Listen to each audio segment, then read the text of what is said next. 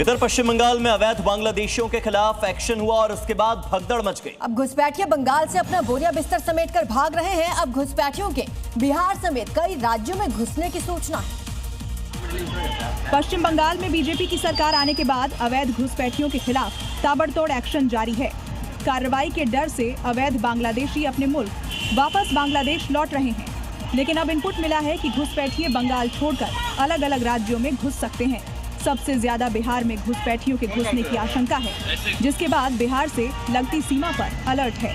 SSB को alert mode पर रखा गया है।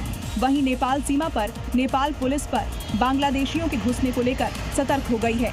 बॉर्डर पार से बिहार में घुसने वाले एक एक शख्स की तलाशी ली जा रही है। ब्रेकिंग न्यूज उत्तर प्रदेश के वाराणसी में कैंट स्टेशन पर ट्रेन में कछुए मिले। 45 जिंदा कछुए बरामद किए गए हैं। डिब्बे में तस्कर ये सफर कर रहे थे इन कछुओं के साथ। पुलिस को 5 संदिग्ध पुलिस ने हिरासत में लिए हैं। इनसे पूछताछ की जा रही है। तो लावारिस बैग मिले और लावारिस बैग में ये कछुए थे, जिंदा कछुए। 45 जिंदा कछुए जिन्हें बरामद किया गया, इनकी तस्करी होने वाली थी।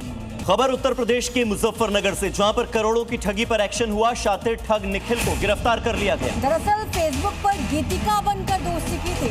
इसमें लालच दिया गया था इन्वेस्टमेंट करने का और इसी के जरिए ठगी की गई है। फेसबुक पर पहले दोस्ती की गई और उसके बाद करोड़ों रुपए ठग लिए गए। तो फेसबुक पर निखिल खुद को गीतिका बताता था और गीतिका बनकर लोगों से दोस्ती करता, उसके बाद उनसे ठगी करता।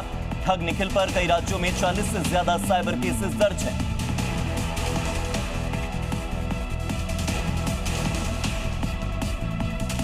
और बड़ी खबर है, कोडीन कफ सिरप से जुड़ी हुई आरोपी शुभम को भारत लाने की तैयारी शुरू की गई। शुभम के साथियों को भी लाने की तैयारी तेज कर दी गई है। यूपी एटीएस ने यूएई को अरेस्टिंग की लिस्ट भेजी है, जिसके बाद ये बड़ी कार्रवाई हो रही है।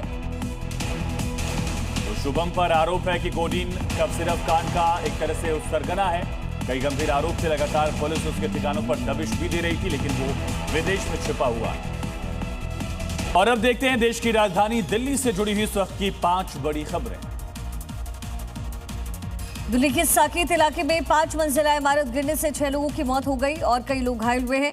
इस पूरे हादसे में लापरवाही बरतने के आरोप में 2 इंजीनियर्स को सस्पेंड किया गया। मुख्यमंत्री रेखा गुप्ता ने मजिस्ट्रेट जांच के आदेश दिए। दिल्ली के जीटीबी अस्पताल से 7 महीने के बच्चे के कथित अपहरण का मामला। मां का आरोप है कि महिला से उसकी कुछ दिनों से पहचान थी, वो बच्चे को लेकर फरार हो गई। पुलिस ने केस दर्ज कर जांच शुरू की। दिल्ली की सीलमपुर विधानसभा में सीपीजे ब्लॉक इलाके के अंदर कई महीने से पेयजल संकट बना हुआ है। स्थानीय लोगों का आरोप है कि उनके घरों तक नियमित रूप से पानी नहीं पहुंच रहा। पानी के टैंकर पर ही वो लोग निर्भर हैं। दिल्ली के तिमारपुर में पानी की कमी को लेकर लोगों ने प्रदर्शन किया। विजयनगर इलाके में लोगों ने मटका फोड़कर दिल्ली सरकार के खिलाफ जमकर नारेबाजी की। दिल्ली की मुख्यमंत्री रेखा गुप्ता ने मालवीय नगर में करोड़ों की विकास परियोजनाओं का शिलान्यास किया है। इस मौके पर सीएम ने कहा कि यमुना भी साफ होगी और प्रदूषण भी कम होगा।